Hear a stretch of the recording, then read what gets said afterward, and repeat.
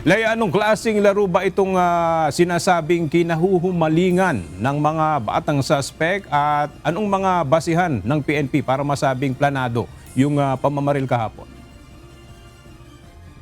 Magandang hapon sa iyo agad. Na-discover nga ng mga investigador na mahilig maglaro ng gore box ang isa sa batang suspect sa pamaril dyan sa San Jose National High School. Sa pagsasalarawan sa internet, itong larong ito ay chaotic at physics-driven na may temang destruction. Ibig sabihin, isa itong magulo at may mga karahasan na matututunan dito. Aga, sinisilip din ng mga otoridad ang screenshot ng usapan ng dalawang suspect sa telepono sa kung ano ang plano nila sa pamamaril.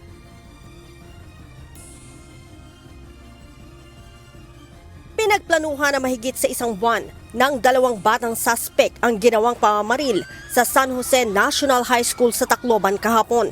Ito ay batay sa kumalat na screenshot ng palitan ng mensahe ng dalawang suspect. Mababasa dito kung paano nila inisip ang pagpupuslit ng baril mula sa kanilang bahay hanggang sa paaralan. Ayon kay Police Regional Office 8 Director, Police Brigadier General Jason Capoy, Mayo pa lamang ng taong kasalukuyan, nag-uusap na ang dalawa mula sa pamamaril hanggang sa kasong maaari nilang kaharapin. Napakabilis po ng pagkalat ng mga screenshot doon sa text messages nila at nakakabahala din dahil parang may alam ka na inaaral doon nila, nagbabasa ng batas. Pero ganoon pa man, nagbigay ng mensahe yung local government natin dito na talagang mananagot kasi doon sa batas. Sinabi pa ni General Capoy, nalulong sa online games na gore box ang isa sa batang suspect. Ang gore box ay isang bayolenteng laro online. Mayroong nakakausap ang player para turuan sila kung paano bumaril. Pinaniniwala din ng gore box ang isang manlalaro na kaya niyang gawin ang lahat dahil sa kapangyarihang nasa kanyang mga kamay. As per investigation po natin, gore box po, gore box. Anong laman daw nitong gore box na ito? Paano yan? Violente po ba yun? Yes ma'am, just like the Roblox, may laro, may shooting din, mga ganong firearm. Medyo violente po yung laro. Ang PNP Anti-Cybercrime Group matagal nang ibinabala sa mga magulang ang paglalaro ng mga anak ng mga online games na anilay hindi ligtas para sa mga kabataan. Ayon kay PNP Anti-Cybercrime Group Director, Police Major General Wilson Asueta, ito'y dahil ginagamit lamang aniya na front ng mga kriminal ang mga online games upang hikayatin ang mga kabataan upang maging bayolente. Napapasukan po ito ng mga stranger na nagjo-join sa kanilang games. So then pag napag-aralan ng kanyang mga behavioral sa online, so pwede maging close sa kanya, then they will invite na maglipat sa isang messaging platform or communication platform. Doon sila mag-uusap that doon nang nangyayari ang mga mind conditioning or indoctrination.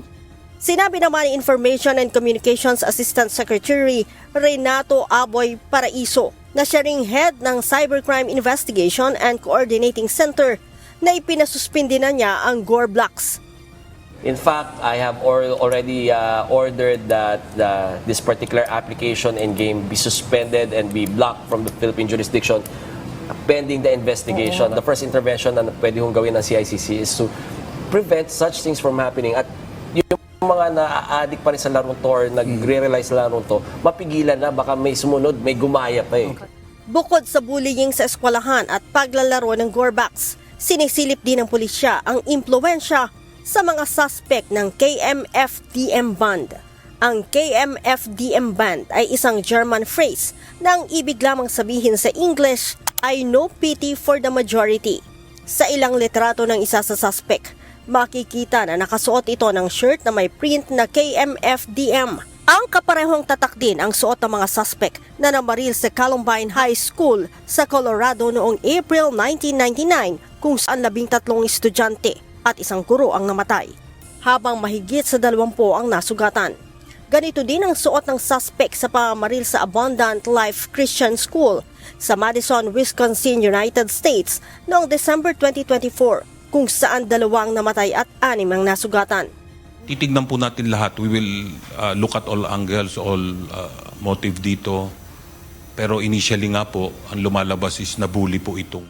Kinumpirma din ng Police Regional Office 8 na 39 sa 40 basyo ng bala ng baril na nakuha sa crime scene ay mula sa baril na bitbit ng suspect na lulong sa online games. Actually, at one point in time, nadala kasi daw ito sa shooting range. Hindi naman siya ganun kagaling or kabihasa, but alam niya paano i-manipulate yung pag-release ng magazine, pag-reload. Ang naturang baril ay pag-aari ng tiyahin nitong pulis na may ranggong Police Staff Sergeant. Kaugnay nito, sinabi ni General Capoy na inalis na sa pwesto ang pulis at ngayon ay sumasailalim sa administrative investigation. Relieved na siya right after po kahapon through restrictive custody. Then pinahain na po yung administrative investigation po laban sa may-ari ng baril na pulis po.